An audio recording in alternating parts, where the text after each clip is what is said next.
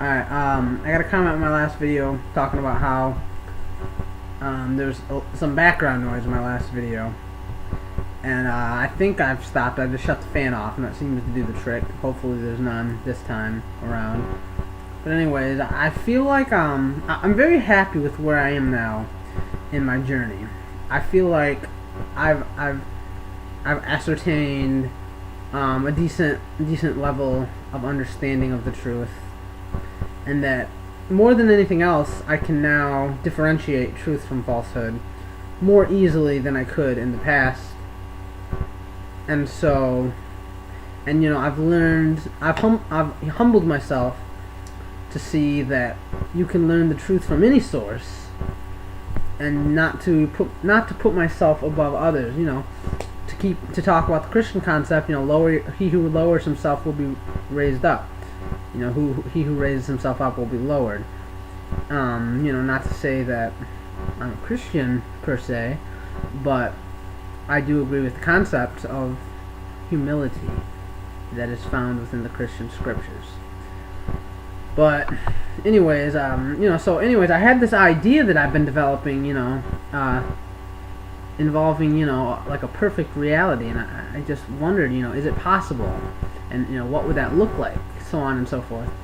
And I remembered in the Christian scriptures this idea of the kingdom of heaven. And I got to thinking, and I was like, is it possible that the kingdom of heaven is referring to this concept, which I have been thinking about through my own mind a lot recently, without any influence from the Bible? Could the Bible have been referring to this concept that I've been thinking of independently from the Bible? So I started studying, and I said, let's find out if it makes sense biblically that it could be referring to what I have been thinking it might refer to. And if it does, then that's great. That leads me to believe that there's more truth than perhaps I had thought in the Christian scriptures, or at least that there's some truth if you interpret it in the correct way. So basically, like I said, I started researching it, and sure enough, what I had learned independent of the Bible about the kingdom of heaven, the Bible seemingly agrees with, or at least largely. Now I went into it with the understanding of this: the kingdom of heaven. Now when I refer to the kingdom of heaven, I'm referring to the perfect. There's two versions of the kingdom of heaven. It can refer to simply the internalization of a certain level of understanding, which I would call, you could call it the kingdom of heaven. I would call enlightenment. You can call it whatever you want. The terminology is not important. But specifically, the more general, not just me, outlook of the kingdom of heaven is a world where all are enlightened, a utopia of sorts. I'm not sure if everyone would believe the same. That's not necessarily true. But certainly everyone would respect one another enough to not harm each other. Okay? So I started doing some research. Now, who inherits the kingdom of heaven biblically? The poor in spirit and the humble. Now let's look at Matthew 11:12. Give me a second here. Gotta open up East Road. Alright. Okay. Matthew 11:12. And from the days of John... Is that right? Okay.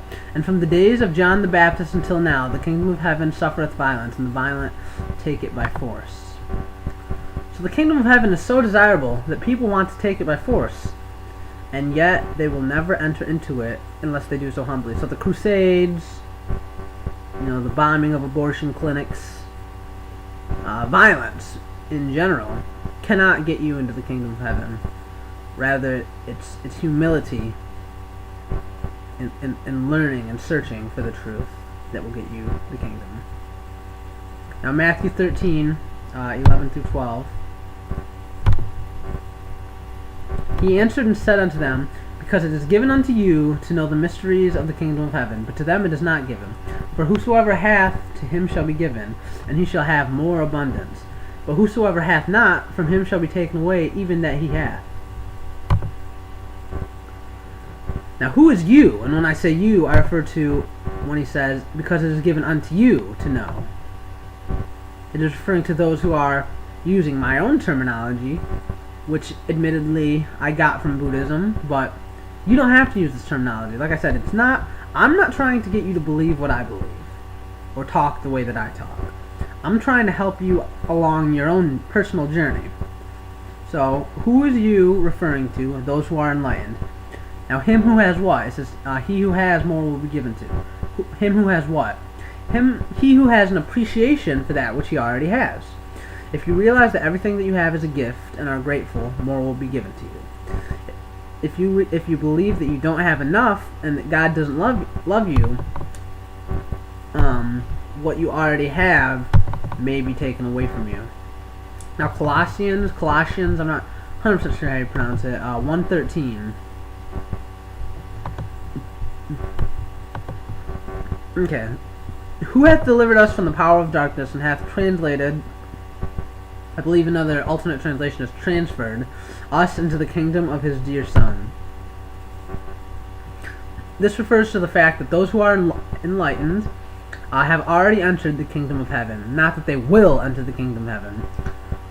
Although they are in the kingdom of heaven, and thus they are close to actualizing the reality which they know at some level to exist. So, when you are close or in, have internalized this level of understanding about the kingdom of heaven, you are able to enter into the ultimate kingdom of heaven, in which all have internalized this truth. Okay?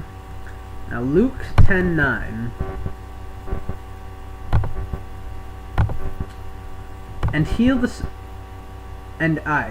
Jesus is talking to the disciples here. He's telling them what to do.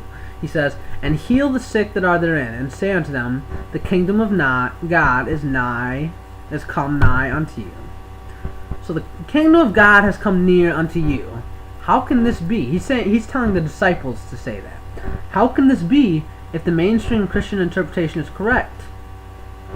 As it is the disciples performing the miracles and not Jesus himself. Okay?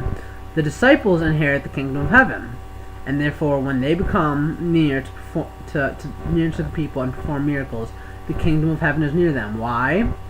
Because they are near the disciples who will inherit the kingdom of heaven. So if yours is the kingdom of heaven, and you preach, or I don't like preaching, but you help others on their journey, then the kingdom of heaven is near to them. Okay? Now Luke 17:21. I'm going to look at now.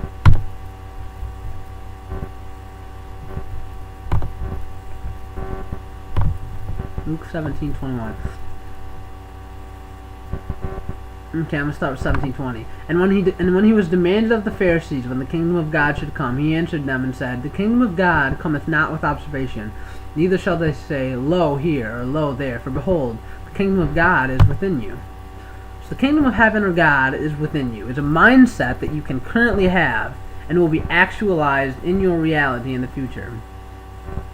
So although, once you achieve this understanding, you may not instantly enter this reality, that doesn't mean that you're not already there, or at some level, or at the very least, able to enter, which is the most important thing, not, whether your consciousness is there, but it's important that you are able to enter. Okay? Now, Matthew 12:28 I'm going to look at. Matthew 12:28. But if I cast out devils by the Spirit of God, then the kingdom of God is come unto you. Not only with Jesus, as Christians would claim, but with any of those who work miracles, even in the present day. If someone, not necessarily you, anyone, is able to perform miracles, assuming they're not doing it for the purpose of evil, this proves that the kingdom of God is not some mysterious place in the future, but rather exists in our present time. Now, YouTube used to have a thing where you could only make 10-minute videos. I'm not 100% sure if that's still the rule, but just to be safe, I'm going to stop this video now and turn this into a part 2. Yeah.